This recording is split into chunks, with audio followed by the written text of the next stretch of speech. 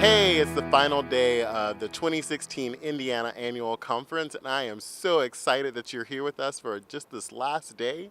I am super ready. I've got my seat and my orange bag ready. So let's get started. The conference tried something new this year, and we're engaged further in conversation through 3 Hope Talks, featuring speakers from local churches throughout the Indiana Conference. The Hope Talk speakers shared stories about their unique ministries and how it has not only had an impact on their church, but also the communities in which they serve. Rachel and Diamond, you just finished a Hope Talk, a new thing we're doing at an annual conference this year. Tell us a little bit about what you hope people are taking home from that. Well, I hope that the congregations here would think about looking at the different outreach programs that they have traditionally had that were based on needs, instead start to look at people in terms of their gifts and their passions. You know, I'd hope that that we'd see what Wesley wanted us to see, is the world is our parish. I mean, basically seeing that everybody we talk to and see is God has already worked through, if we're willing to discover that.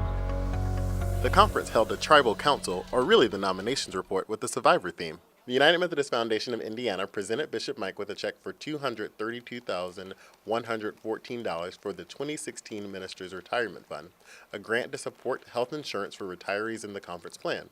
They also presented Dan Evans, former president and CEO of IU Health, with a gift. The Connectional Ministries team introduced their new name as the Discipleship Ministries team and led a joint report from all areas of their ministry.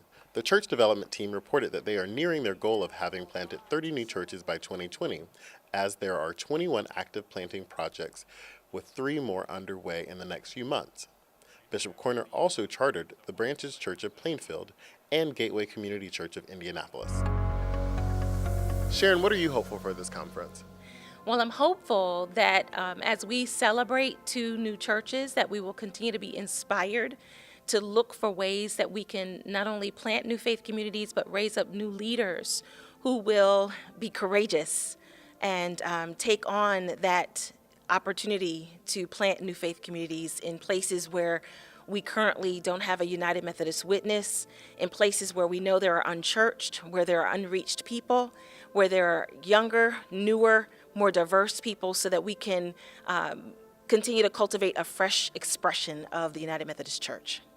Awesome, thank you. You're welcome. The Leadership Development Team recognized the ministry of those celebrating their 5-year interval anniversary of their ordination through the Call to Fruitfulness initiative.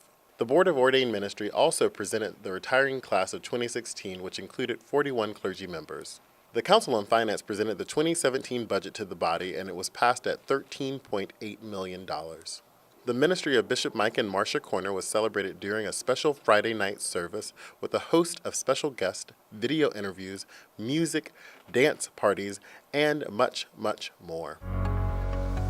So, Bishop Mike, tonight we were able to honor you and Marcia. Tell us how you're feeling. Overwhelmed, really. Everybody was so gracious, and a lot of surprises, a lot of interviews and folks and videos from people I never would have dreamed but involved.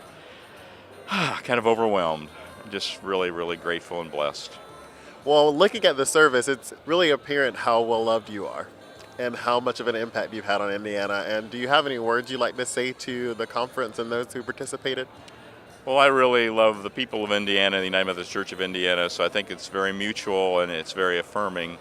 My continued prayer is I want to go ahead and finish strong. I'm not done yet, and I really want to pave the way well for the new bishop who comes, and I just think that person's going to be so blessed to be able to serve Indiana like I have. Awesome.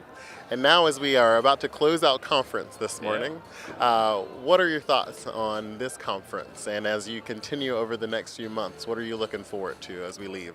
It's been a great conference. I've just loved the spirit. I think the theme about hope, everybody's got a hold of that, and the Hope Talks, and the music's been great, and this amazing screen and decorations back here have been fantastic. It's just been a great way to wrap things up for me and yet also to launch for the future. That's what I'm glad to see.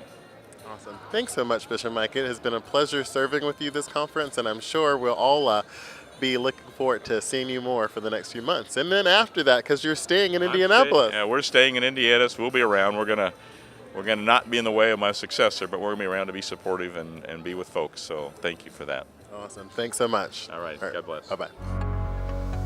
During our Saturday morning celebration of ministry, 10 clergy will be ordained, 21 members will be commissioned, and 2 persons will be recognized as associate members. What are you hopeful for today? I'm hopeful for that moment when I'm ordained. You know, I've heard the stories about how they lay hands on your head and it's heavy and it's pressure, but there's so much hope for what's going to come. There's pressure, it's scary, but it's going to be great. There's so many people God has placed in my path to see me get to this place. It's not only a victory for me, it's also a victory for them as well. I would say to anybody who is going for commissioning or ordination or anything in this process to, if you believe that this is what God is calling you to do, then to not allow anybody to hold you back, and keep that commitment and keep that faith and truly believe that that's what you are called to do. Let's see what's all ahead for us today.